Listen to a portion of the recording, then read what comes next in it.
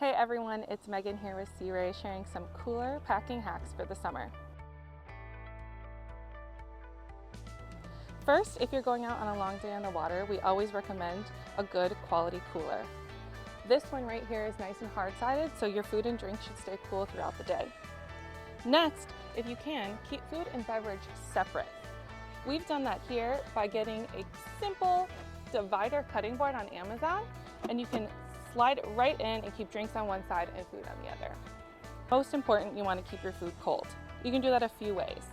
One, make sure you bring your cooler in the night before if you typically store it in a hot spot. Two, layer the ice. So here we've started with some pre-frozen cooler packs. We pre-freeze some water bottles to act as both a refreshing drink but also ice. And then we finally layered on with tons and tons of ice cubes.